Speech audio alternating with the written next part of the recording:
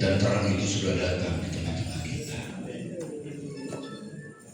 Sadarkah saudara bahwa Tuhan sebagai sumber pengharapan itu ada di tengah-tengah kita semuanya? Buka hatimu, jernihkan pikiran untuk Roh Kudus berkarya, sehingga kita boleh memiliki hati yang melekat kepada Tuhan Yesus Kristus, sehingga kita boleh menjadi belajar dari pelaku-pelaku kebenaran dan menjadi saksi Tuhan dan hidup menjadi jawaban, bukan pertanyaan. Berfirmanlah kepada kami di ibadah perayaan Natal pagi hari ini, sehingga kami boleh menjadi pribadi yang kuat untuk menyongsong 2026. Kami boleh dibekali dengan dasar iman yang teguh untuk kami boleh menjadi pemenang di tahun 2026 yang penuh tantangan. Berfirmanlah kepada kami, bentuklah kami. Dalam nama Tuhan Yesus kami berdoa syukur. Amin. Silakan duduk ibu bapak dan saudara yang dikasihi Tuhan Yesus Kristus. Shalom. Shalom. Shalom. Puji Tuhan ya, Tuhan senang melihat ibu bapak wajah-wajah sukacita. Ada yang tadi jam 6 sudah nyampe sini, ada yang jam 5, ada dari jam 12 kemarin itu kata panitia itu pengisi acara luar biasa, pekerjaannya luar biasa untuk mempersiapkan acara ini, perayaan ibadah Natal ini luar biasa. Dan itu adalah suatu karya terbesar di mana kita belajar untuk Tuhan pakai untuk jadi anak Tuhan. Dan pagi hari ini saya sebelum menyampaikan renungan Natal, saya ucapkan selamat Natal kepada ibu bapak semuanya ya. Selamat Natal. Tuhan Yesus memberkati semuanya ya. Mari kita akan langsung saja belajar kebenaran firman Tuhan sebagai bekal kita untuk mendasari iman kita kepada Tuhan. Sesuai dengan tema kita pada pagi hari ini adalah Akulah Terang Dunia, saudara. Silakan dilihat.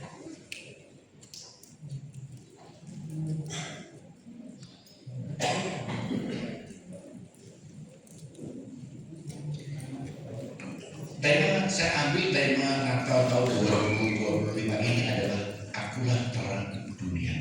Saudara, ketika kita berbicara tentang terang dunia, maka itu adalah satu identitas fungsi atau manfaat di dalam kehidupan kita. Ketika Yesus berkata, Akulah terang dunia, artinya bahwa Dia ini adalah sumber dari jawaban-jawaban dari pertanyaan-pertanyaan.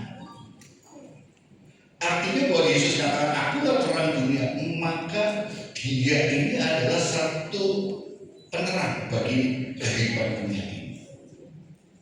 Jadi ada orang yang mengatakan bahwa terang itu di dalam satu renungan orang mengatakan kamu itu adalah terang, dan yang di sana adalah orang-orang gelap.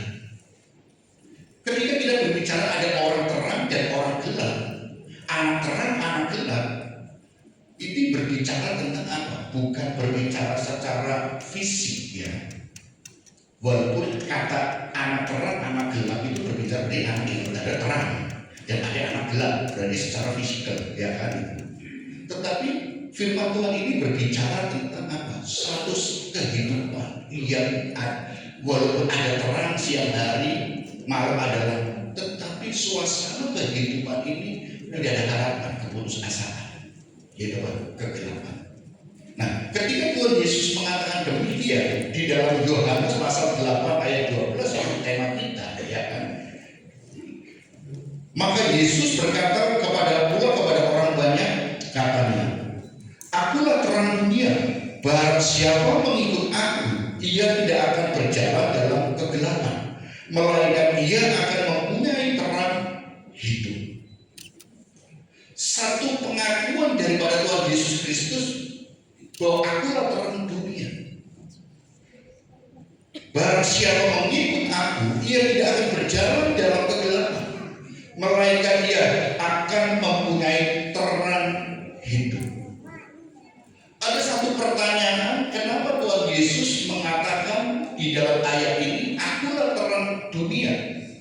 Barang siapa mengikut aku, ia tidak akan berjalan dalam kegelapan, melainkan ia akan mempunyai terang.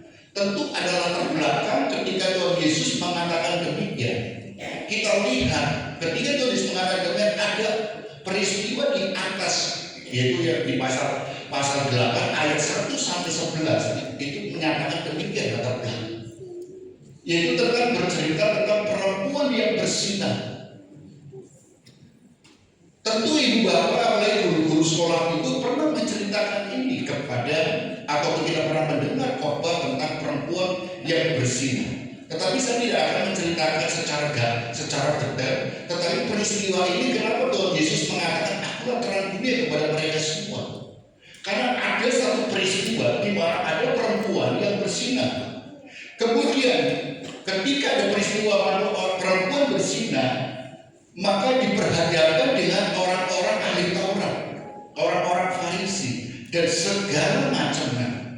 Kita tahu bahwa orang Farisi, orang ahli Taurat itu, orang-orang Yahudi berpegang teguh kepada Taurat. Taurat itu adalah hukum. Ketika kau melanggar hukum itu, maka kau akan dosa.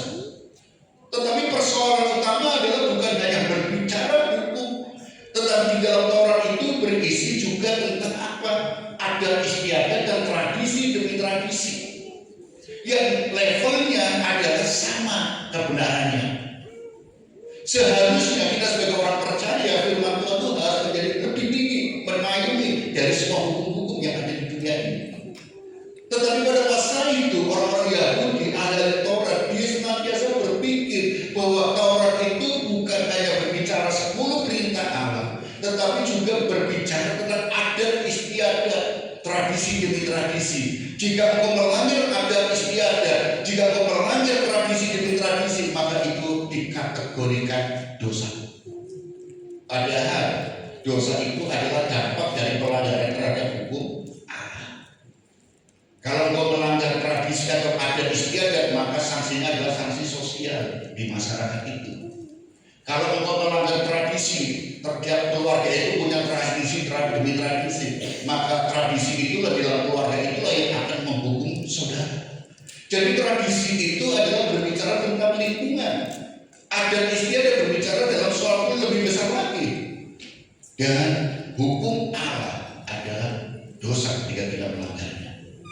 Ketika ada perempuan yang berzina dan ditangkap, semua ingin menghukum dari sisi-sisi yang lain. Bahkan mereka pun ingin, ketika Tuhan Yesus ada, mereka ingin mencobai, karena Yesus mengajarkan kebenaran demi kebenaran. Mereka ingin mencobai apa pendapat Tuhan Yesus ketika menghadapi ada perempuan yang bersinar ini. Secara agama, maka itu adalah dosa, dan dosa harus ditebus, diselesaikan. Persoalan utama adalah bagaimana menyelesaikan dosa pada masa perjanjian lama dalam hukum Taurat. Tidak ada yang penyelesaiannya. Hukum Taurat hanya menunjukkan ini dosa, ini salah, tetapi tidak ada penyelesaian secara clear. Karena apa? Untuk penghapusan dosa, engkau harus memberikan korban persembahan sembelihan. Ketika engkau mempersembahkan korban bakaran, apa sembelihan dan bakaran, maka engkau akan lakukan terus-menerus. Karena apa? Harus ada pengampunan, itu harus dinyatakan bahwa ada darah tercurah. Maka korban binatang itulah ketika dipotong darah tercurah, itulah pengampunan. Saudara, ini hukum yang berjalan. Maka semua orang melakukan tindakan-tindakan itu, yaitu setiap waktu tertentu dia harus ke bait suci untuk mempersembahkan korban. Nah, ketika mempersembahkan korban itu harus dibeli di pasar itu, di dekat bait suci. Tidak boleh engkau bawa korban dari kampungmu, harus dibawa. Mungkin ibu bapak pernah mendengar bagaimana Tuhan Yesus marah. Meja penukaran uang dijungkir balikan, dan Yesus berkata, rumahku adalah rumah doa, bukan tempat sarang penyambung. Karena pada masa itu para imam berkolaborasi, berkoalisi dengan para pedagang-pedagang. Binatang nggak boleh bawa dari luar, harus beli di situ. Kondisi apapun harus dibeli. Padahal kita tahu untuk korban bakaran itu harus melihat itu harus binatang yang tidak bercacat celah. Tetapi Yang penting dinilai imam mengatakan layak, harganya berbeda. Kedua, uang yang harus untuk membeli binatang itu di pasar tersebut tidak boleh uang yang kau bawa. Walaupun kau punya dolar, punya euro, punya yuan, punya mata uang asing, tidak berlaku di situ. Harus ke situ, uangmu yang engkau bawa harus ditukarkan di meja penukaran itu. Karena yang berlaku di pasar itu hanya mata uang lokal itu di pasar itu begitu. Sehingga mereka untung besar. Satu, menaikkan harga untuk binatang yang akan dikorbankan. Kedua, untung atas uang manajernya penukaran uang itu. Dan mereka kaya raya. Rumah Bapa, rumah Tuhan dijadikan sarana. Tetapi ketika Tuhan Yesus datang ke dunia, penghapusan dosa lewat korban Yesus di kayu salib. Dan kayu salib itulah yang menyelesaikan semua penebusan satu kali untuk selama-lamanya. Amin. Sehingga Yesus katakan, akulah terang dunia. Hanya melalui Tuhan Yesus Kristuslah semua masalah dosa bisa diselesaikan.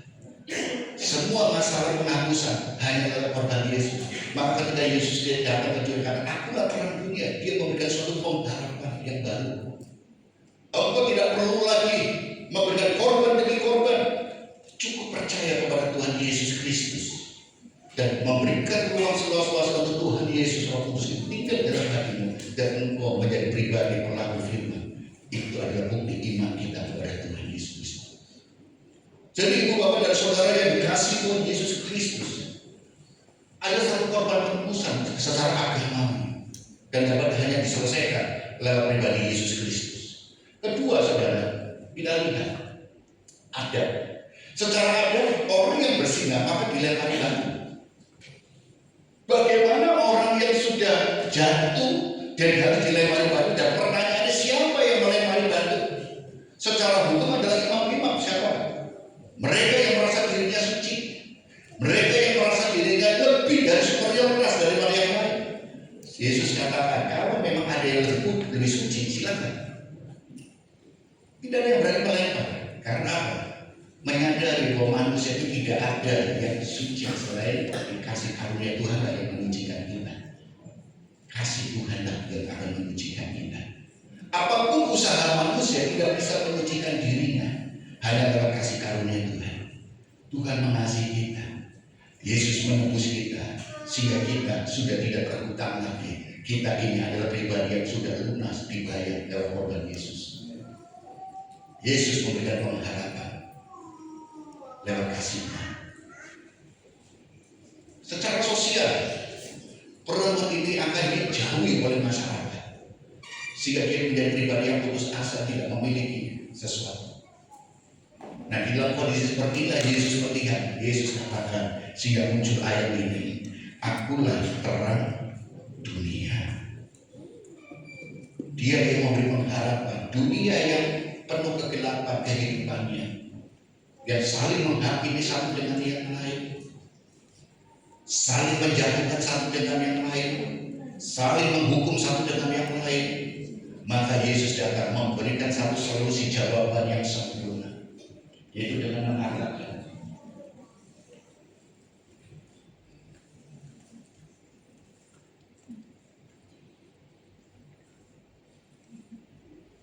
akulah terang dunia bagi mereka semua. Oh, di dunia kita lihat tatanan kehidupan dunia dalam kegelapan, merasa paling superior dan suci dibandingkan manusia atau bangsa yang lain. Orang Yahudi merasa lebih kudus daripada yang lain-lainnya. Maka kalau kita melihat ada dua kelompok orang sama, karena menceritakan Samaria, ada dua penyembahan di Bait Suci atau di Yerusalem, menyembah di Yerusalem atau di Gerizim, Gunung Gerizim.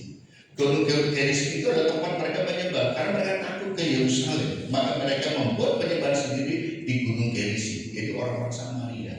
Orang Samaria itu adalah orang Yahudi tetapi sudah bercampur darahnya dengan bangsa-bangsa lain. Dan menurut pandangan orang Yahudi, Samaria itu adalah bangsa nomor sekian karena tidak murni lagi. Orang Yahudi merasa dirinya lebih suci. Orang-orang ahli Taurat merasa dirinya lebih benar daripada yang lain karena mereka melakukan Tetapi ketika berbicara dosa, dosa itu bukan berbicara apa yang engkau lakukan, tapi dosa itu berbicara juga tentang apa yang masih ada dalam pikiran dan hatimu. Itulah dosa. Dosa jadi bukan cara berbicara tentang ketika kita mengeksekusi dosa itu kita dari dosa, tapi ketika muncul dalam hatimu, baru muncul dalam hati dan kamu berdosa, tapi itulah sudah dikategori. Maka manusia itu, siapa yang manusia hatinya itu selalu tidak pernah berpikir demikian. Karena masih kita guyon ngobrol-ngobrol di depan apa-apa.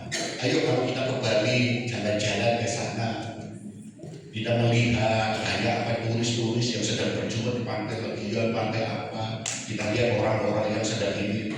Kadang-kadang ada orang yang merasa ini ketika lewat, pernah kita begitu dengan ibu-ibu yang senior-senior itu.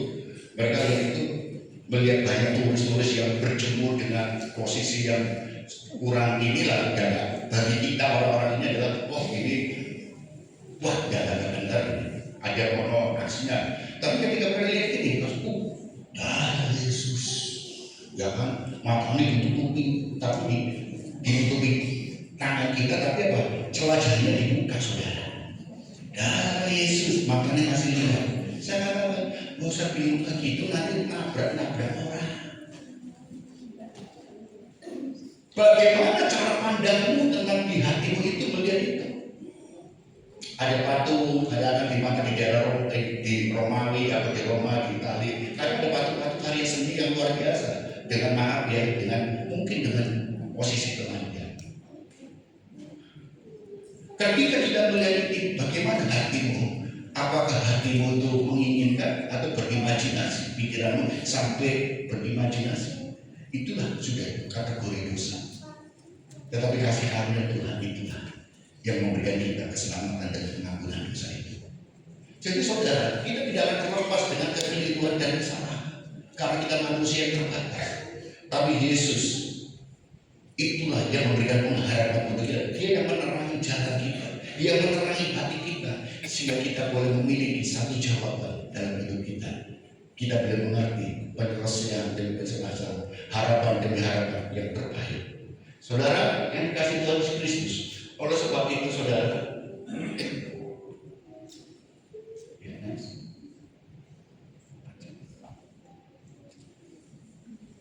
ketika Yesus katakan adalah terang dunia, maka Yesus adalah jawaban bagi masalah. Ketika Yesus mengatakan di depan orang-orang banyak dalam satu peristiwa perempuan yang bersinar itu, jawaban sesungguhnya tentang penyelesaian dosa, tentang adat istiadat dan tradisi adalah dalam pribadi Yesus Kristus sendiri. Maka ketika Yesus katakan akulah terang dunia, dengan kata lain Yesus katakan akulah jawaban itu. Masalah dunia gelap inilah jawaban. Yesus menjadi jawaban atas persoalan demi persoalan dunia. Yang kedua, kalau kita melihat kenapa Yesus katakan akulah terang dunia, artinya adalah Yesus adalah penuntun langkah hidup. Jadi kalau kita meyakini dan kita berpegang pada perkataan Tuhan Yesus Kristus, akulah terang dunia, maka Dia adalah jawaban atas masalah kegelapan di dunia ini. Yang kedua, Yesus adalah penuntun langkah hidupmu di dalam kegelapan dunia ini. Hanya Yesus yang akan menuntun, itu lewat firman-Nya. Jadi kita sebagai orang percaya, kalau tidak pernah membaca firman Tuhan atau menyemangati firman Tuhan, maka kita tidak pernah tahu penuntunku apa. Mungkin kita orang yang pandai, cerdas, tetapi kalau kita tidak berpegang pada kebenaran yang hakiki, yang absolut, maka kita akan keliru. Saudara, ilmu pengetahuan begitu luar biasa, berkembang. Tetapi ada masanya, ilmu pengetahuan itu akan dikalahkan dengan pengetahuan yang baru. Karena dunia itu berubah. Jadi saudara, jangan mengabsolutkan ilmu pengetahuan. Mungkin kita berbicara tentang teologi, tentang Tuhan. Bagaimana kita berpendapat, mempercakapkan tentang Tuhan, teologi apa itu pun ada masanya, akan tergantikan dengan teologi yang baru. Karena itu adalah hasil pembusutan manusia. Tapi firman Tuhan adalah kebenaran yang hakiki, yang absolut, tidak akan pernah tergantikan oleh apapun. Ini bukti apa? Oleh karena itulah kalau engkau ingin menjadikan Tuhan sebagai terang jalan hidupmu, maka peganglah firman Tuhan, kebenaran Tuhan untuk menuntut langkah hidupmu. Pasti engkau akan sampai pada apa yang dijanjikan oleh Tuhan dalam hidup saudara. Ketika Yesus katakan akulah terang dunia, maka Yesus adalah penggenapan daripada agama. Persoalan agama adalah peraturan demi peraturan. Agama itu adalah hasil ide daripada manusia. Saya katakan bahwa agama itu adalah hasil pemikiran manusia. Jika ada agama A, B, C, dan D. Yesus tidak pernah membawa agama Kristen, tapi Yesus datang ke dunia untuk membawa kasih kepada mereka. Akulah terang dunia, untuk menerangi kehidupan dunia yang penuh kegelapan. Barang siapa percaya kepada Tuhan tidak akan pernah binasa. Dia memberikan jawaban. Agama hanya memberikan satu petunjuk untuk peraturan bagaimana mau beribadah, bagaimana mau melakukan segala aturan demi aturan. Tapi Yesus datang tidak membawa aturan banyak, hanya berbicara hukum kasih. Kasihlah Tuhan Allahmu dan kasihlah sesama manusia. Beribadah bagaimana? Engkau mau menghadap timur, selatan, utara, terserah. Kamu bagaimana lamanya beribadah? Kamu mau beribadah 3 jam, silakan. Mau setengah jam, silakan. Doa bagaimana? Kamu mau berdoa 5 jam, silakan. Mau berdoa 3 jam, silakan. Mau berdoa 1 silakan. Tuhan tidak memberikan. Tuhan hanya merindukan pribadi kita melekat kepada Tuhan. Persembahan yang sejati adalah tubuhmu, hidupmu. Jadi kalau kita mempersembahkan, kalau kita ingin berkenan kepada Tuhan, mengikut Tuhan, hidupmu yang sudah dibeli oleh Tuhan dalam korban Yesus, ayo kita persembahkan kepada Tuhan. Itulah arti daripada sesungguhnya. Jadi ibu bapak dan saudara, mari kita lihat. Yesus sudah menggenapi agama Taurat, agama Yahudi yaitu Taurat. Kutub apapun hukuman dari Taurat sudah ditanggung oleh Tuhan Yesus Kristus, sehingga kita menjadi pribadi yang merdeka di hadapan Tuhan. Kita menjadi pribadi-pribadi yang tangguh di hadapan Tuhan, dan kita boleh berkarya untuk Tuhan tanpa ada rasa ketakutan dan aturan demi aturan. Bagaimana kita hidup kalau aturan terus-menerus ada banyak sekali? Tentu kita tidak akan merasa damai. Aturan bagus, karena aturan itu mengatur untuk adanya ketertiban satu dengan yang lain. Kalau tidak ada aturan, maka kacau dunia. Maka aturan itu penting untuk mengatur. Tetapi jangan sampai kita diperbudak oleh aturan. Kalau kita terima kasih Tuhan, maka yang terjadi kita bukan takut pada peraturan, tetapi kita menyadari hidup itu ada keteraturan. Di jalan raya saudara, kan saudara sering ini naik sepeda motor nggak pakai helm, padahal peraturan lalu lintas katakan harus pakai helm. Kenapa ada pakai helm segala macam, lampu, spion segala macam? Tentu ada tujuannya, bukan untuk apa, membuat kita tuh repot.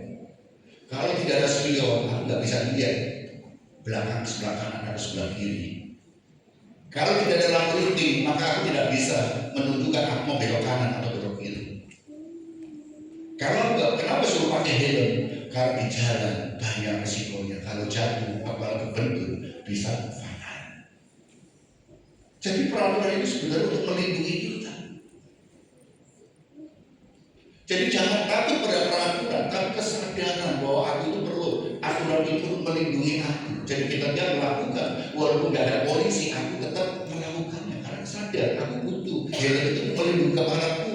Dengan adanya ini aku bisa melihat kanan kiri, sehingga ketika mau belok kanan kiri kita bisa melihat posisi kita. Karena aku butuh. Bukan kita takut ada polisi di pinggir, tapi kita butuh. Bukan karena takut, sadar. Yesus adalah sumber hidupmu. Maka kalau kita menjadikan Tuhan Yesus itu sumber hidup kita, maka kita akan menjadi pribadi yang tetap berbuah terus-menerus. Minggu yang lalu ya saudara mendengar khotbah tentang perumpamaan pohon ara. Bagaimana pohon ara harus berbuah. Kalau buah katakan membentuk pohon ara, kalau tidak berbuah, udah waktunya harus berbuah, walaupun belum musim kalau kamu harus berbuah, kalau nggak berbuah, kamu akan ditebang, saudara. Saudara, kalau kita berbicara secara ini, kenapa pohon ara belum musimnya kok suruh berbuah? Orang yang perlu berbuah itu berarti apa? Orang yang bodoh, saudara. Tapi apa kita akan mengatakan Tuhan Yesus itu bodoh? Ya. Karena Tuhan Yesus ini memberikan perumpamaan dengan pohon ara ini yang berbuah itu hanya pada musim-musim tertentu saja. Tetapi Tuhan ingin membandingkan pohon ara dengan kehidupan kita sebagai manusia. Manusia punya jiwa, punya kehendak. Manusia bisa harus melakukan semuanya. Pohon ara berbuah pada musimnya, tapi manusia tidak mengenal musim untuk berbuah. Kalau engkau percaya kepada Tuhan, maka buahmu akan terus menerus. Kalau engkau berpegang pada kebenaran Tuhan, maka engkau akan berbuah tidak mengenal musim. Berbuah dan berbuah terus. Dan Tuhan ingin hidup saudara, ibu bapak semua tetap berbuah, tidak mengenal musim. Hari ini musim, hari ini berbuah, besok berbuah, berbuah dan berbuah. Tidak melihat suasana hatimu, lihat hatimu lagi senang, berbuah. Lihat hatimu lagi susah, lagi gak senang, gak berbuah. Nggak, harus berbuah terus. Itu kenapa Tuhan Yesus memberi perumpamaan dengan pohon ara. Ingin membandingkan antara pohon ara yang berbuah hanya pada musim-musim tertentu, manusia lebih dari pohon ara yang harus berbuah terus-menerus tanpa berhenti melihat musim. Saudara, itu Tuhan untuk menjadi berbuah terus-menerus. Saudara kasih sebagai refleksi diri. Matius pasal 5 ayat 14 sampai 16 dikatakan demikian. Kamu adalah terang dunia. Kota yang terletak di atas gunung tidak mungkin tersembunyi.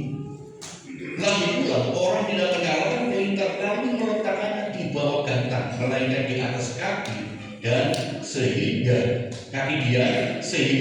menerangi semua orang di dalam rumah itu.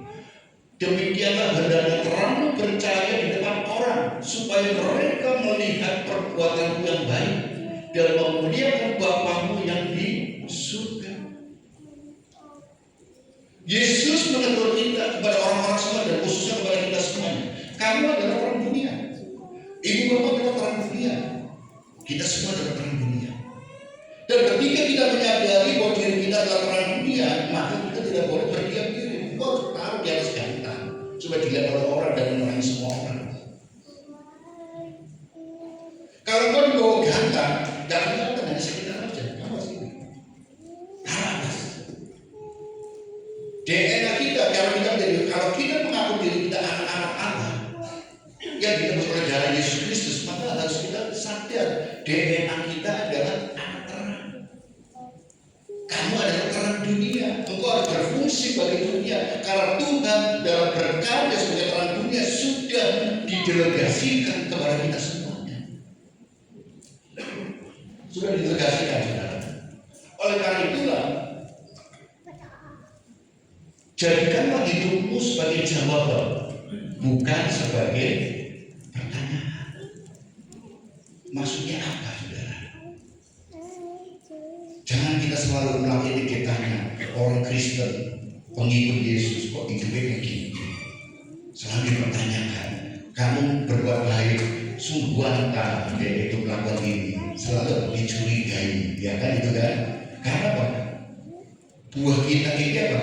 Enggak terus-menerus, amat-amatan, saudara, sehingga dipertanyakan. Kadang apik, kadang jelek, kadang menenang, kadang enggak.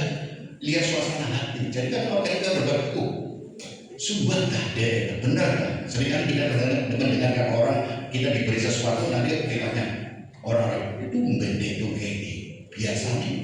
Nah, ya kan? Seringkali kita demikian ya, bukan? Nah, saudara, ketika kita ngomong sesuatu, kita pakai sumpah-sumpah. Padahal orang Kristen nggak boleh sumpah. Karena jika dia dikatakan ya tidak, akan tidak. Karena kita biasa bohong. Jadi apa? Sungguh, swear, sumpah. Nggak perlu. Karena kalau kita menjadi orang Kristen, itu identitas kita. Iya, tidak. Ketika kita ngomong yang benar, dipertanyakan, sungguh. Oleh karena itu, saya katakan, jadikan hidupmu sebagai jawaban, bukan pertanyaan. Selalu menjawab. Orang ada masalah apa, engkau jadi jawaban untuk mereka. Orang punya pergumulan apa, engkau menjadi jawaban untuk mereka semuanya. Engkau punya apa masalah tentang ini, saudara-saudara kita, jangan selalu jawaban diartikan, oh berarti kalau gitu aku punya utang butuh duit, saudara menjadi jawaban atas pergumulan duitku, masalah uangku diutangi. Ya kan itu kan, bukan itu saudara. Kan jadi jawaban, aku perlu duit, aku utang, harus dikasih. Enggak. Lihat dikasih dipinjami bayar, kok boleh enggak? Janji-janji terus ya kan, jadi palsu saudara.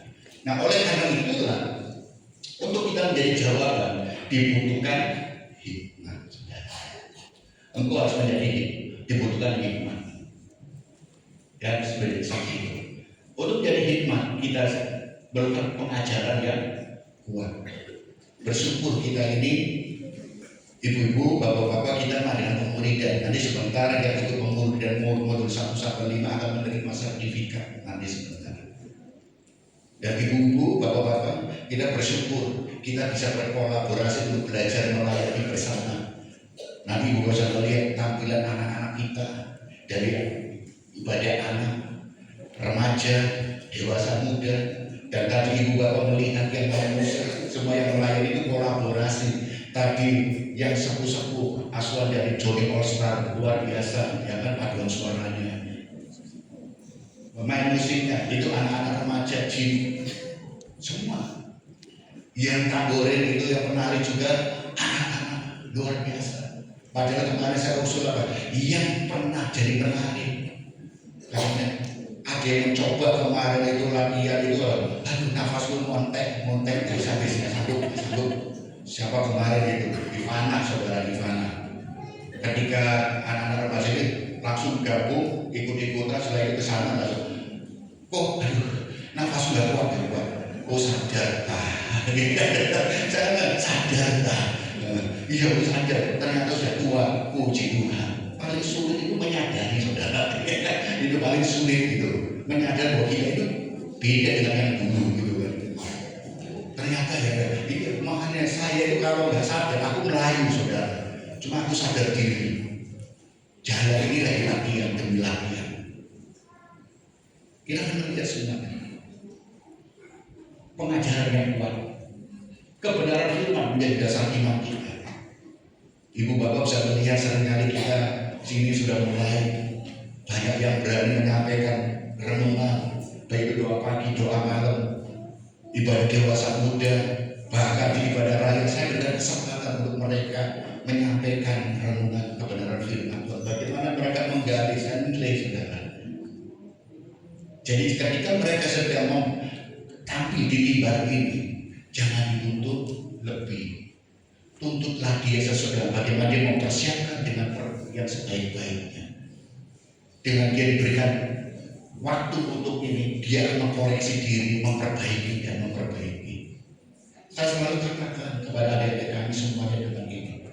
Suatu saat mimbar ini akan menjadi milik kalian, saudara. Ini akan ada terjadi, gereja mau tidak mau akan terjadi regenerasi.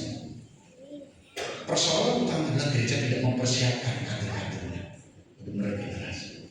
Dan saya ingin saudara, dari ini kita akan belajar untuk meregenerasi. Anak-anak sudah tidak berkolaborasi untuk apa? Semua untuk memuliakan Tuhan. Hidupmu jadi saksi. Ini adalah apa? Serupa dengan segala dengan Kristus. Bagaimana kau menjadi orang Kristen kalau hidupmu tidak pernah jadi saksi? Selalu akan dipertanyakan, bukan jadi jawaban. Kalau hidupmu mau jadi jawaban, jadi saksi. Pelaku kebenaran firman Tuhan. Sehingga apa? Mari jadikan hidupmu sebagai jawaban, bukan pertanyaan. Inilah sesuai dengan setiap tahun saya memberikan visi. Dari bulan 8, bulan 9, bulan 7 saya mulai berdoa sebenarnya. Apa visi kita tahun depan? Visi kita tahun depan 2026. Jadilah terang di sekitar kami. Kita belajar menjadi terang. Orang lihat gereja Jemaat Kaliasih, waktu di dalamnya ada kamar. Saya selalu mengubarkan kita ini satu keluarga, satu rumah tangga. Dalam rumah itu selalu ada alamatnya apa? Embong Blimbing nomor 6 Surabaya. Siapa? Pasti kepala rumah tangganya Rudi Hartono Hansen. Tapi di dalamnya banyak kamar. Ada kamarnya anak. Anaknya berapa? Ada kamarnya siapa? Nah, di GBPS ini ada kamarnya anak, ada kamarnya remaja, ada kamarnya di dewasa muda, ada kamar-kamar. Tapi kita semua ketika kita keluar dari kamar orang keluarganya, ini rumahnya kepala rumah namanya Bapak Hansen. Ya ada namanya di DPR yang ditonjolkan, remaja yang ditonjolkan, ada. Ini rumah ini di Jalan Embong Blimbing nomor 6 adalah GBPS Kaliasih. Semua mengenal GBPS Kaliasih. Walaupun di dalamnya banyak kamar-kamarnya, saudara. Dan inilah yang harus kita lakukan. Jadilah terang di sekitarmu. Saya ambil di dalam Matius pasal 5 ayat 16, saya terambil.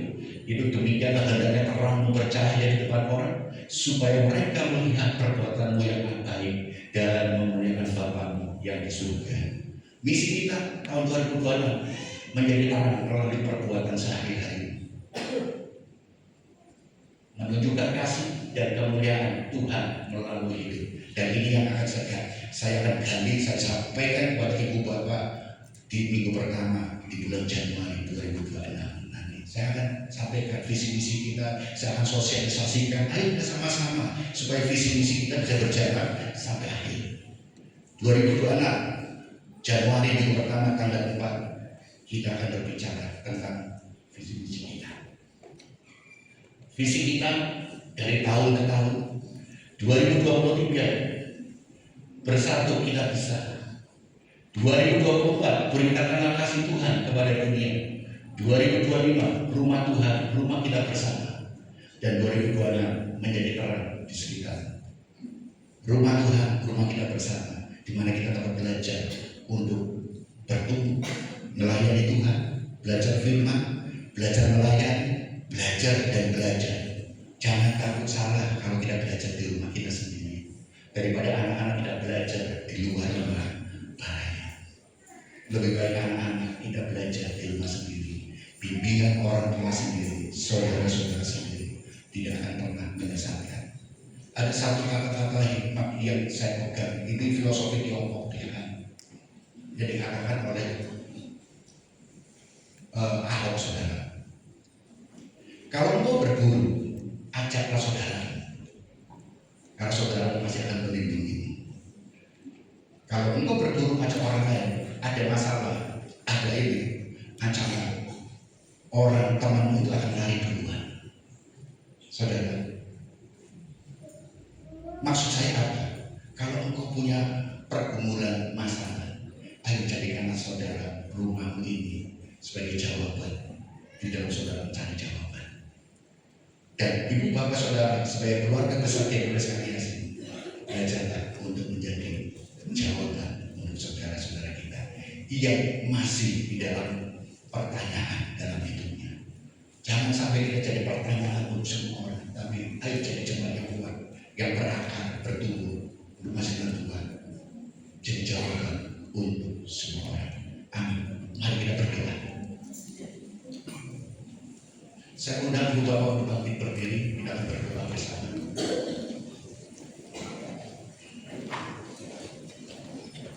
Terima kasih Tuhan, karya begitu besar dalam hidup kami, dan kami bersyukur setiap karya berkati kami, wangkat kami.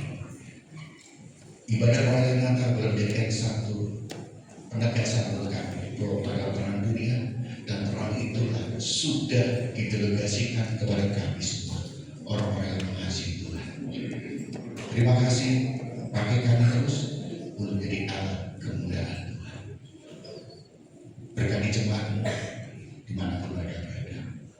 Dalam nama Tuhan Yesus Kristus kami berdoa dan mengucap syukur. Amin. Silakan duduk.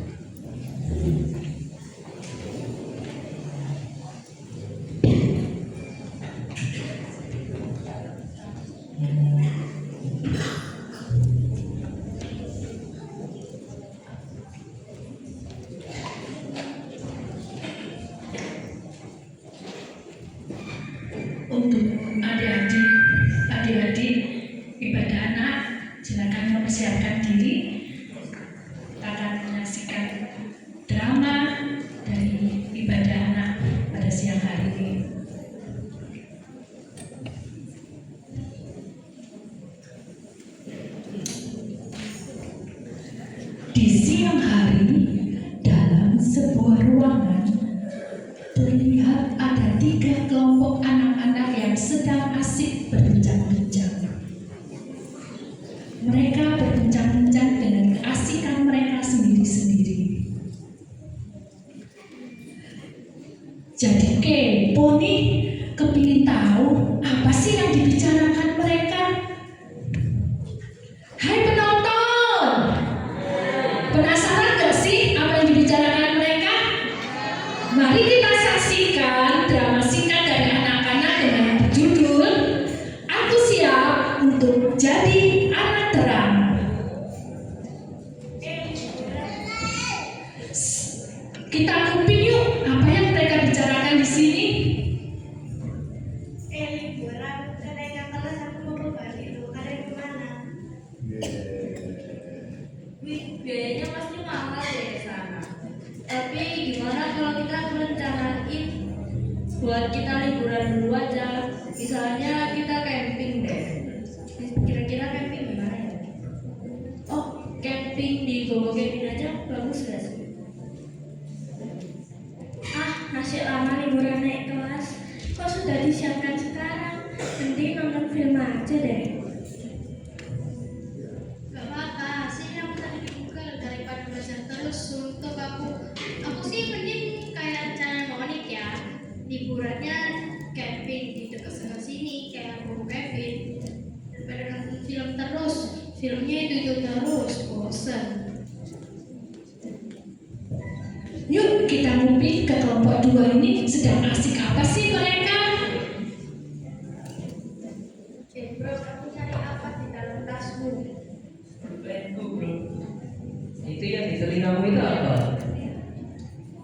Oh iya ya, ini gara-gara terlalu bersemangat dan dibaca surat. Ayo kita baca surat daripada teman-teman kelas. Mereka suka ini sih. Wah, princess-princess yang cantik-cantik ini juga bicara apa sih? Coba saya dengerin. Aku sekarang setiap hari baca Alkitab loh, buat tugas ibadah anak. Wah, nanti kamu jadi anak suci loh, bukan tutup Alkitab terus. Ye, bukan karena itu, aku selalu siap supaya kalau ada kuis aku bisa dapat hadiah. Oh, karena hadiah. Ternyata iya juga kakak-kakak sekolah minggu selalu siapkan hadiah kalau bisa jawab sih. Ya udah, kalau gitu kita rajin baca Alkitab aja daripada bantu mama cuci piring capek. Ayo semangat menghafal ayat Alkitab.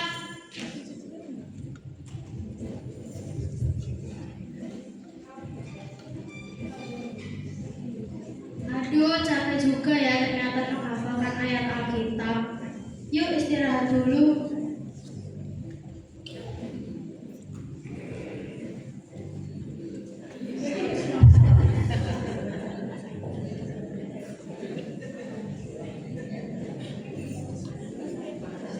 Stop, ngantuk aku. Aduh, ternyata capek juga ya menghafal ayat Alkitab. Karena kelelahan dengan segala rencana dan persiapan kesibukan masing-masing, mereka tertidur. Kemudian bermimpilah Kalista. Di dalam mimpinya, mereka seperti 10 anak yang akan menyambut kedatangan tuannya, seperti di dalam Matius 25 ayat 1 sampai dengan 13. 5 di antaranya tidak bijak, dan yang 5 bijaksana. Yang tidak bijaksana, mereka tidak membawa minyak dalam buli-buli mereka untuk mempersiapkan lentera mereka. Sedangkan yang bijaksana, mereka menyiapkan minyaknya di buli-buli mereka agar lentera mereka tidak padam. Yang bijaksana membawa cairan mereka. Ayo kita berangkat menyambut Tuhan kita yang akan datang, yuk.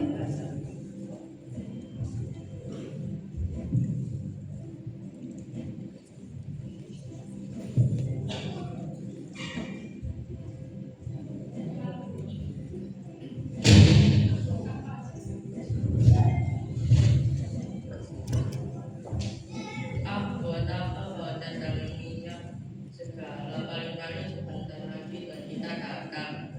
Udahlah, pokoknya aku bawa cadangan aja. Juga mau bawa cadangan minyak. Aku juga mau bawa.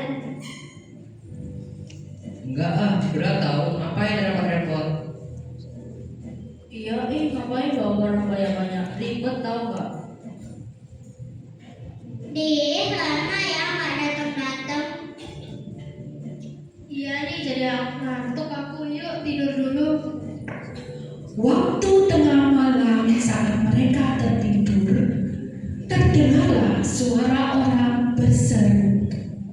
Tuanku datang, song-songlah dia. Anak-anak itu pun bangun semuanya, lalu membereskan pelita mereka. Loh, hei guys, gimana nih? Lampuku udah padam. Aku boleh nggak minta minyak kalian?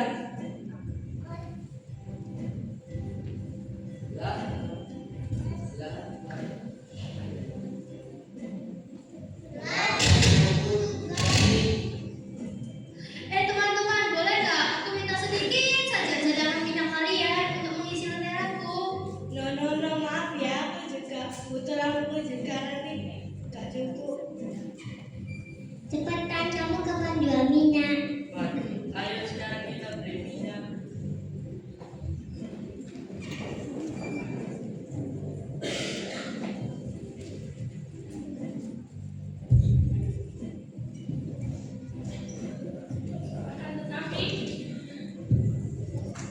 Ada suara yang berseru.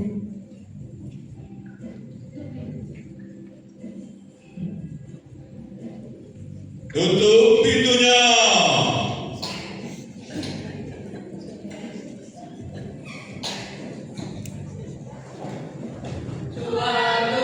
Bukakan kami pintu. Sesungguhnya aku tidak mengenal kamu. Karena itu berjaga-jagalah, sebab kamu tidak tahu akan hari maupun akan saatnya.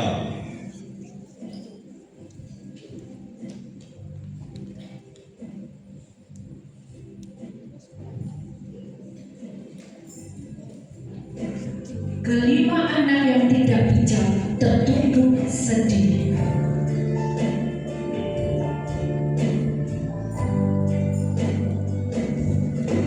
Seakan kita siap sedia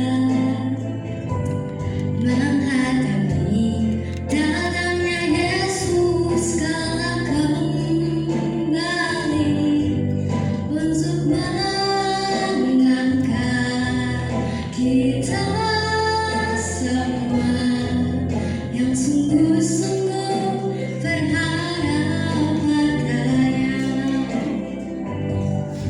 Sudahkah kita siap sedia menghadapi datangnya Yesus kala kembali untuk mengangkat kita semua yang sungguh-sungguh berharap padanya. Mari kita sembah Yesus, Dia Raja, di hadapan tata kemuliaan yang kudus. Selama waktu ini masih ada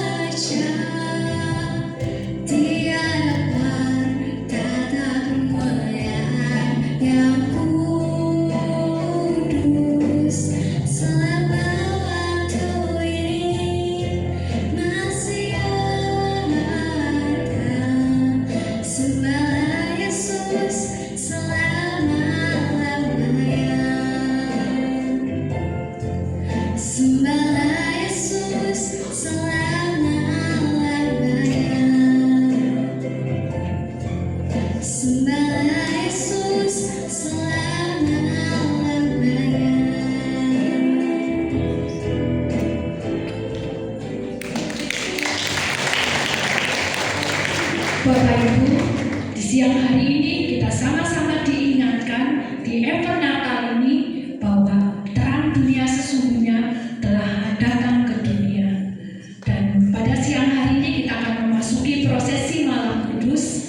Saya minta dengan hormat Bapak Gembala untuk maju ke depan yang akan menyalakan lilin sebagai simbolis bahwa terang sesungguhnya yaitu Kristus itu terang yang sudah hadir di dunia ini untuk menyelamatkan umat manusia.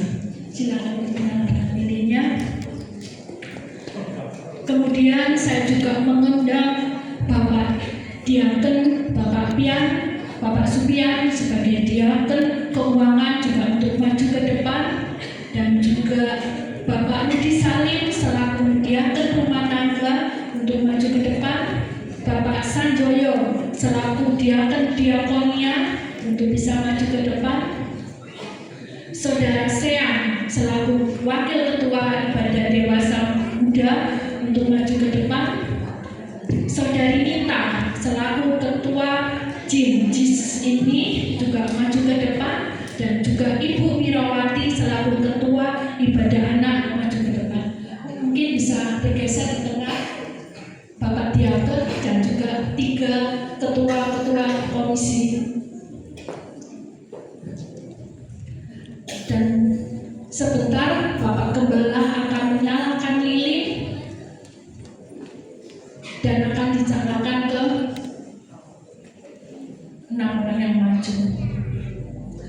Dan seluruh jemaat untuk mempersiapkan lampu kecil tadi yang sudah dibagikan untuk bisa mulai dinyalakan, bisa dipersiapkan untuk bisa dinyalakan semuanya.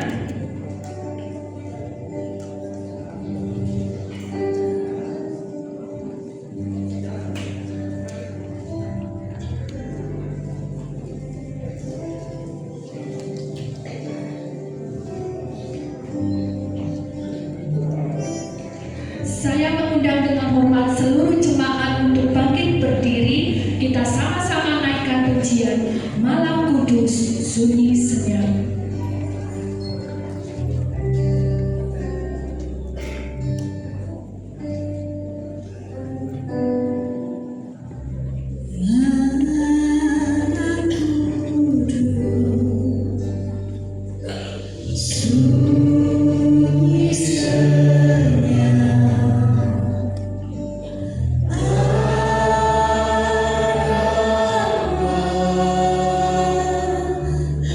Ah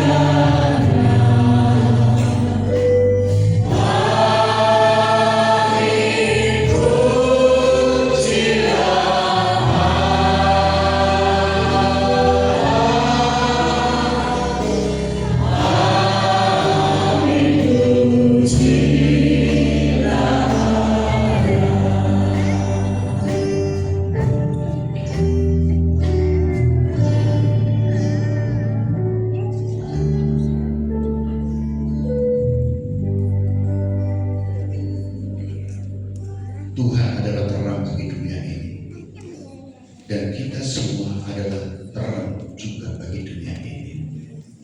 Biar di momen ibadah perayaan Natal 2025 sebagai tema Akulah Terang Dunia benar-benar menjadi satu awasan bagi kita semua, bahwa aku juga, ibu bapak, saudara semua diberi tugas oleh Tuhan Yesus untuk menjadi terang bagi dunia ini. Terang itu sudah didelegasikan kepada saudara semuanya. Terangilah kehidupan dunia ini lewat kehidupan saudara yang menjadi saksi Kristus. Jadilah jawaban, bukan pertanyaan bagi dunia ini. Saudara harus memberikan satu teladan di dalam bagaimana hidup yang berkenan kepada Tuhan. Umat pilihan, umat tebusan Tuhan, umat yang sudah dimerdekakan oleh darah Yesus Kristus, umat yang dimuliakan oleh Tuhan. Jadilah terang di sekitarmu. Biarlah melangkah 2026 dengan optimis. Saudara adalah pribadi terang itu. Jadilah terang di sekitarmu, baik itu di keluarga, teman-teman, bisnismu, pekerjaan, di mana saudara berada, tetap menjadi terang. Jangan berpikir menerangi dunia kalau saudara dalam hal yang kecil tidak menjadi terang. Mulailah dari hal yang kecil menjadi terang di mana saudara ada. Terus menerus, maka terang itu ketika berkolaborasi dan bersatu, maka terang itu menjadi besar dan daya jangkaunya lebih besar lagi dan lebih besar lagi. Menjadi terang di dalam perkara kecil, maka Tuhan akan memberikan terang bercahaya di dalam perkara-perkara yang besar. Tetaplah menjadi terang, terangilah kehidupan dunia ini. Saudara adalah pribadi yang berharga di mata Tuhan. Terangilah dunia ini. Sambut 2026 dengan optimis untuk tetap menjadi terang bagi dunia ini. 2025 Natal ini boleh menjadi satu momentum untuk kita mengambil suatu refleksi diri, satu keputusan untuk refleksi ke depan apa yang akan kami ambil dan menjadi satu apa yang menjadi kendala relaksasinya. Tuhan memberkati saudara. Dalam nama Tuhan Yesus kami berdoa dan mohon bimbinganmu terus. Amin. Jemaat dipersilakan duduk kembali. Kita akan kembali menyaksikan anak-anak drama sambutan.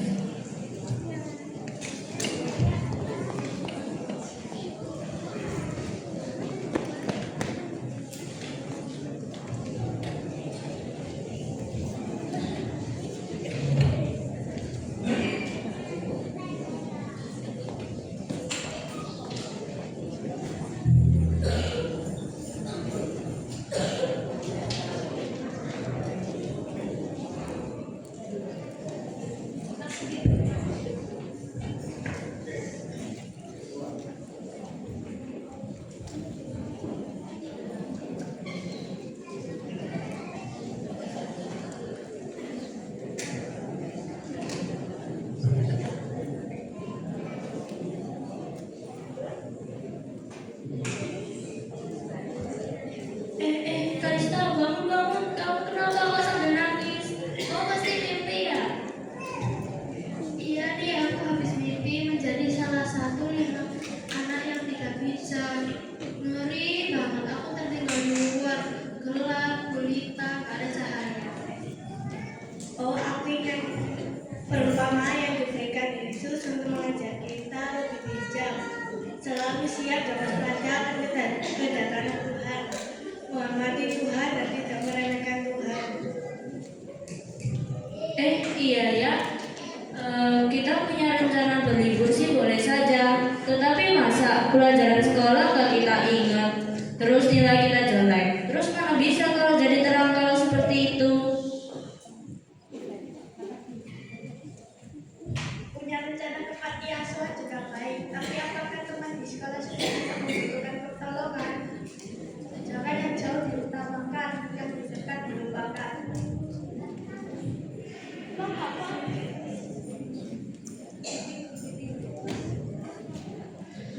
Menghafal cerita dan ayat boleh, tetapi yang terutama, apakah kita sudah melakukan kehendak Tuhan dengan cara membantu orang tua kita di rumah? Apa tidak cukup dengan mengasihi Tuhan saja? Jangan hanya mengasihi Tuhan saja, tetapi bersamaan dengan mengasihi sesama. Itu artinya kita menjadi terang bagi orang yang melihat melalui perbuatan kita. Bentar lagi kan hari Natal, itu kedatangan Tuhan ya? Bukan gitu deh, itu artinya Tuhan Yesus datang ke dunia sebagai manusia untuk menyelamatkan atau menghapus dosa manusia dengan cara mati di atas kayu salib, lalu bangkit pada hari ketiga, naik ke surga, lalu turun kembali ke dunia untuk kedua kalinya.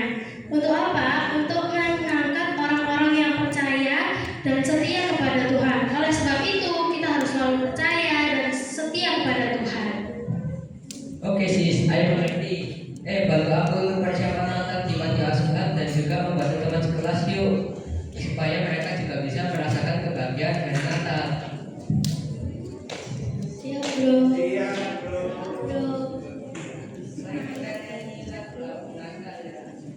Siap, Bro. Adik-adik yang di bawah yuk ikut nyanyi.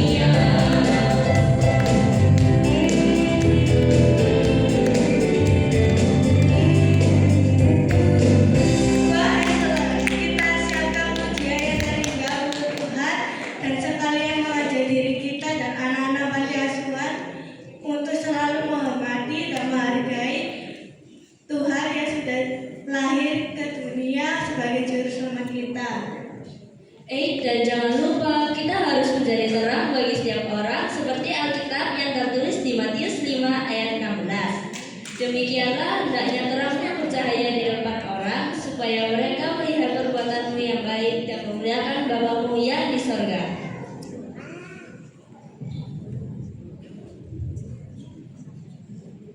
Oke kakak, mantap. Yuk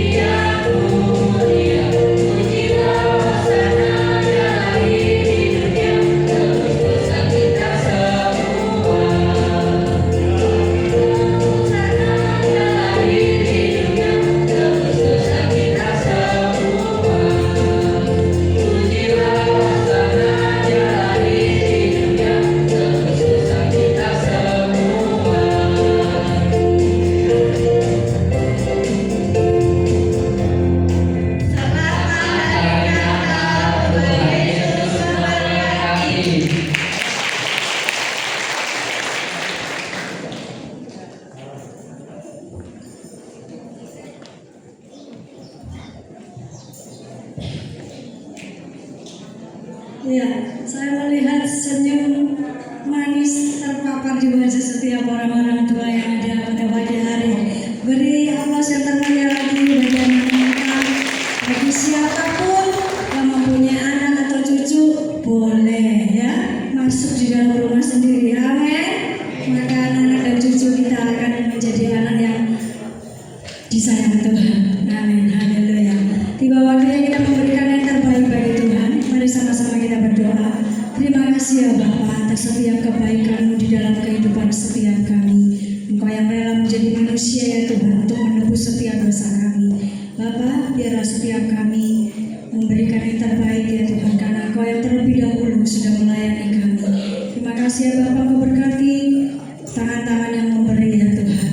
Engkau berikan berkali-kali lipat ganda ya Tuhan, agar supaya semuanya Tuhan boleh menjadi kemuliaan bagi Tuhan. Di dalam nama Tuhan Yesus Kristus kami siap untuk memberi yang terbaik. Haleluya. Amin. Pada satu pujian kita sudah berdoa.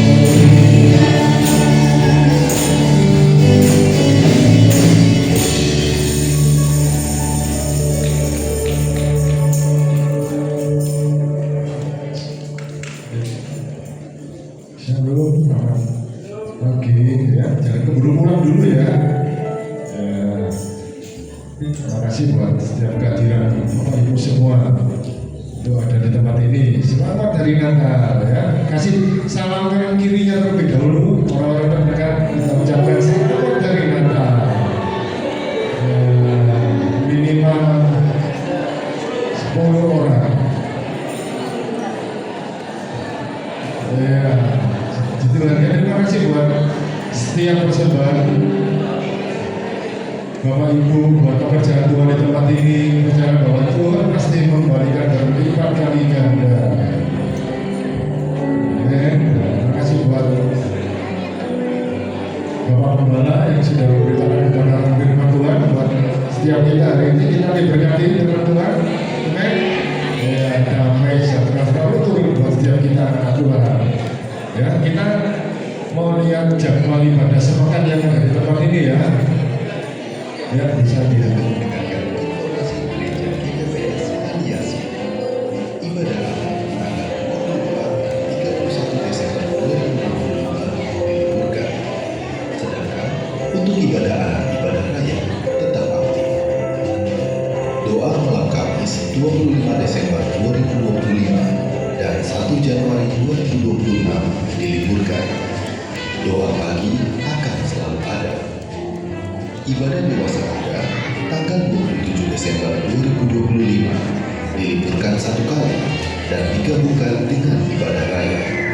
Ibadah Jesus ini 28 Desember 2025 berjalan seperti biasa dan ibadah raya akan selalu setia menunggu kedatangan kalian semua. Terima kasih semua, selamat Natal ya. Kita baca B12 terlebih dahulu ya. Belum nanti kalau keluar mungkin ada tambahan pengumuman. 1. Melayani satu sama lain dengan kasih Kristus. 2. Tolong menolong. 3. Suka memaafkan. 5. Sabar dan bersyukur. 6. Lemah lembut. 7. Hidup suci. 8. Bekerja dengan setia. 9. Rajin. 10. Jujur. 11. Sopan. 12. Berbuat segala sesuatu yang baik untuk memuliakan Tuhan. Filosofi pelayanan. Hidup dengan iman. Bekerja menurut Amin. Filosofi doa. Banyak doa, banyak berkat. Kurang doa, kurang berkat. Tidak berdoa, tidak ada rasa hidup dalam berkat Tuhan. Berilah hati untuk Tuhan, pikiran untuk Tuhan, waktu untuk Tuhan, maka akan terjadi. Percaya dapat pasti dapat. Saya kembalikan kepada teman-teman panitia.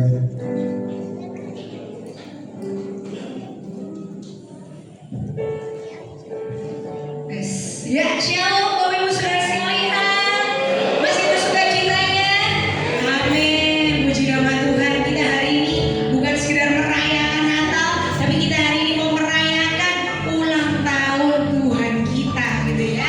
Pada kesempatan hari ini saya kayaknya gak enak ya, kayaknya sendirian gitu ya. Saya butuh partner gitu ya. Partner, tolong keluar partner, jangan sembunyi terus.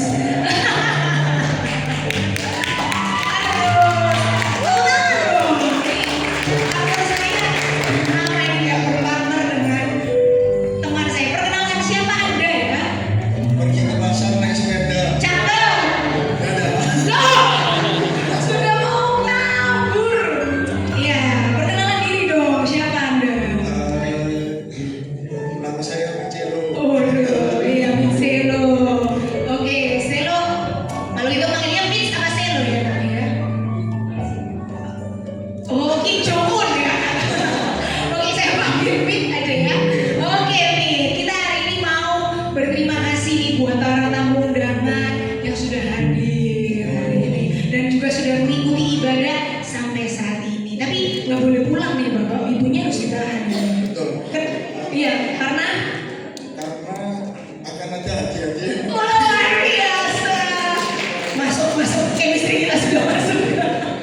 Iya benar, banyak hadiah yang menunggu yang pastinya Bapak Ibu Saudara nggak boleh lewatkan dan diingat untuk lilinnya itu ada nomornya ya.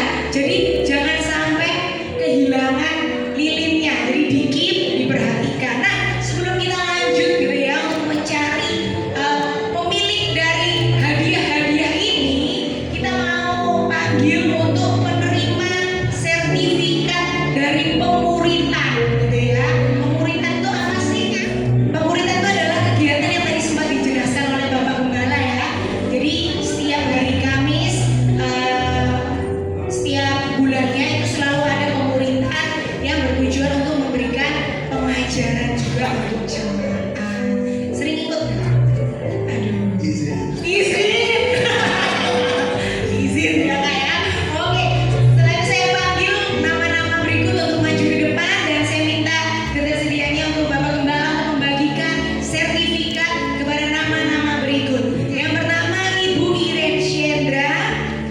kemudian Bapak Rudi Salim, kemudian Ibu Sinta, kemudian Bapak Sabar, selanjutnya Ibu Melisa, kemudian Bapak Supian dan Ibu Syam, kemudian dilanjutkan dengan Bapak Steven, Bapak Damin, Bapak Budi, Bapak Sanjoyo, Ibu Syana, Ibu Wahyuni, dan juga Bapak Sugianto. Waduh, ini wajah-wajah penuh dengan ilmu ya. Legend banget ya, kelihatan sekali begitu tekun mencari ilmu dari pemuritan gitu ya, luar biasa. Iya, silakan dibagikan. Iya. Saya familiar dengan bapak-bapaknya dan ibunya. Kok kayak kenal ya, Bib ya? Apakah ada anggota keluarga Anda yang maju ke depan? Ada siapa tuh?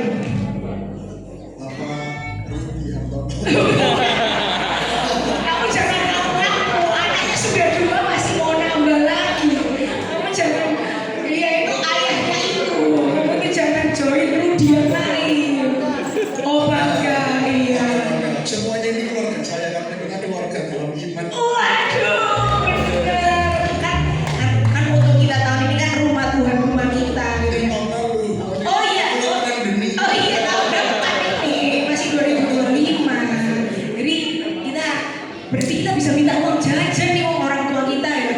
Iya, semuanya 5.000 lumayan ya. 10 kita udah dapat 50.000 ini ya. Iya, mungkin sudah bener namanya.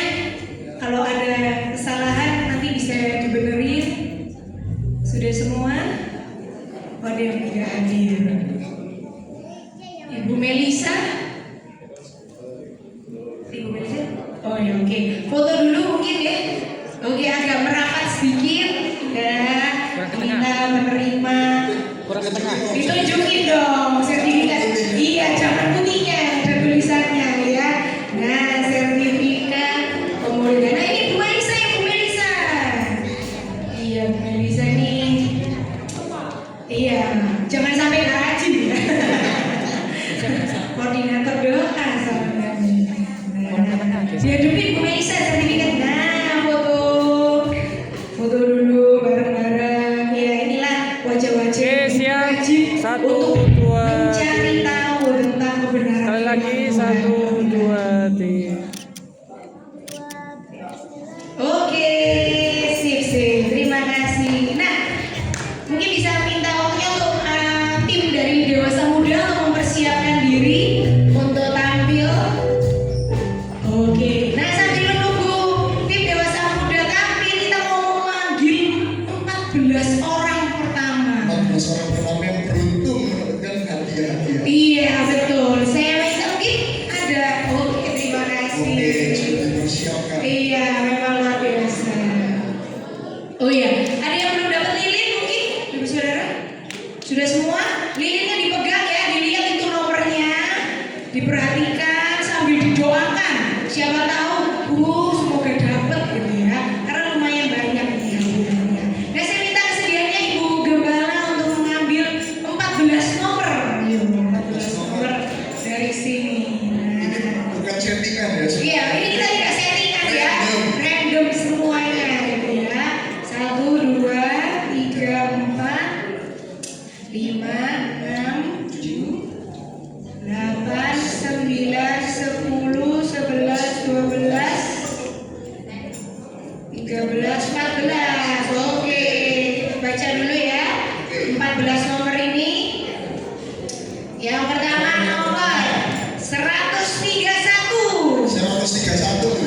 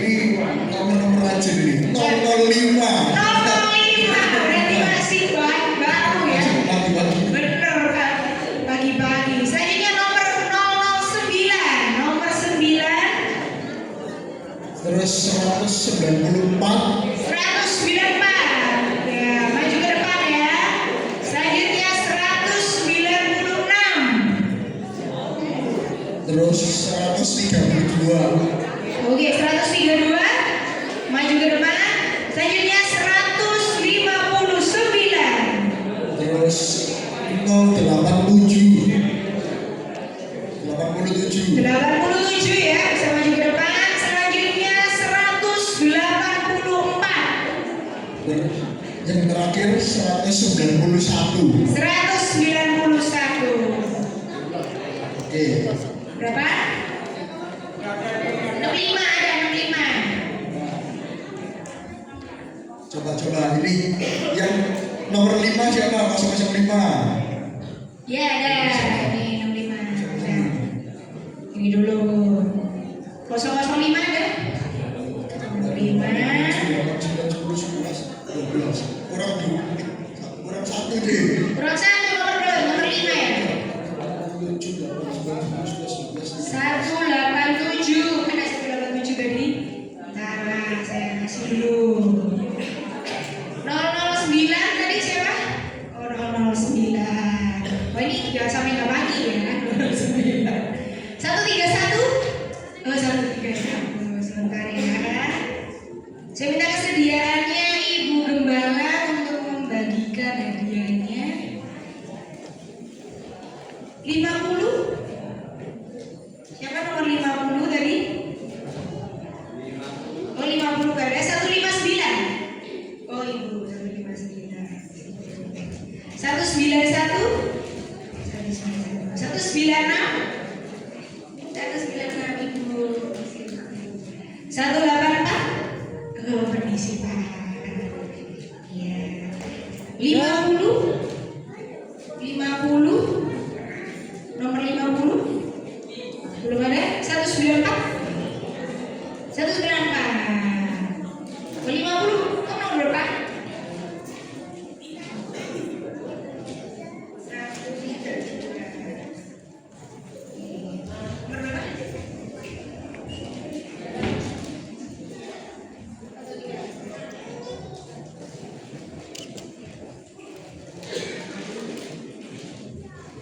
Ini ada berapa? 1, 2, 3. Kata nomor berapa? 005.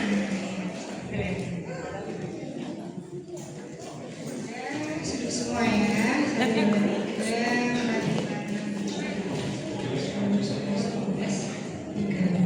Kurang 1 ya? Ini ada 50 sampai 87. 87 kan sih? Mana 87?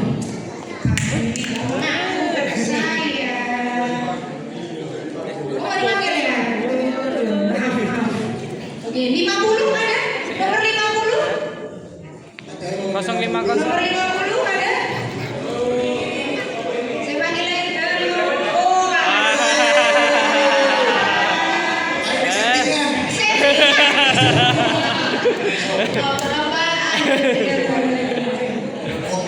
Oke, sudah semua ya. Mau difoto dulu, boleh foto.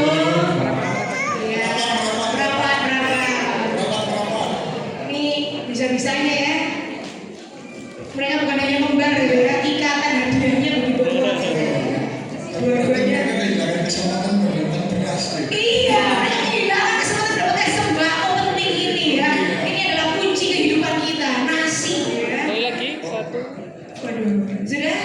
Oke. Oke, terima kasih bisa kembali ke tempat duduknya. Iya, silakan. Saya persilakan untuk ibadah dewasa muda untuk menampilkan.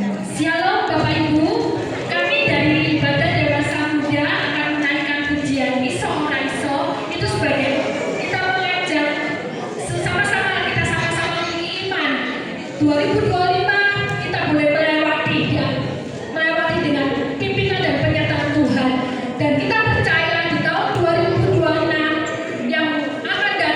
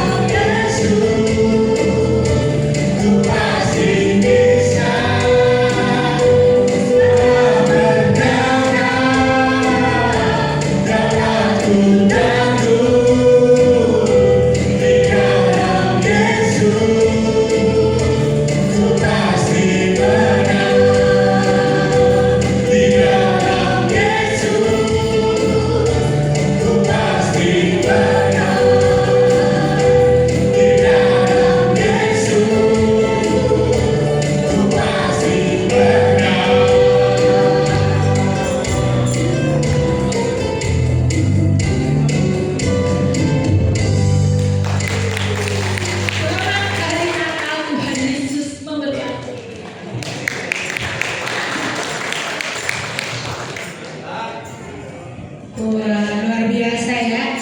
Wajah-wajah penuh dengan kedewasaan ya. Betul ya, sangat mature ya. Dewasa muda. Iya, muda tapi sangat dewasa gitu ya, luar biasa. Untuk selanjutnya mungkin dipersiapkan untuk tim dari Jesus ini untuk mempersiapkan diri. Sebelum kita melihat penampilan dari tim Jesus ini, kita mau manggil lagi nih 7 orang yang beruntung untuk mendapatkan hadiah. Kita minta kesediaannya untuk Ibu Melisa selaku koordinator doa untuk mengambil 7 nomor. Nah, bisa diambil 7 nomor. Kita tidak ada manipulasi ya di sini ya. Random 1, 2, 3, 4, 5, 6, 7. Sip, oke. 7 nomor sudah diambil. Oke, 7 nomor dari tangan ya. Yang pertama nomor 29 ya. 29 bisa maju ke depan. Nomor 29. Oke, selanjutnya nomor 53. 53 bisa maju ke depan. Nomor selanjutnya 71. Terus ada nomor 28. 28. Selanjutnya nomor 149. 149. Terus ada 144. Dan yang terakhir nomor 46. Bisa maju ke depan. Nomor berapa, Bu?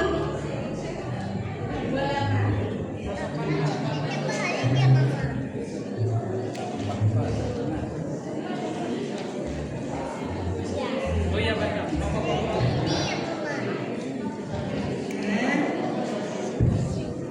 Nomor berapa, Ibu? Ya. Nomor berapa? 44. Oke. Nomor berapa? 46. 149. 149. Ini 149. Bukan. Nggak boleh nambah-nambahin. 71, nomor 71. Ada yang punya nomor 71? Ada yang punya nomor 71? 71. Saya panggil lagi ya. 71. 1 kali 71. 71. 2 kali nggak ada. 71. 3 kali. Oke. Satu nomor lagi. Kita ambil 1 nomor lagi. Nomor 143. 143. Nomor 143. Ada nomor 143? 143. 143 nggak ada? Bentar saya cek punya saya juga. Oke. Oh ada ya, silakan. Silakan. Hadiahnya bisa diberikan oleh Bapak Rudi untuk membagikan 7 hadiah kepada rekan-rekan. Ya, silakan.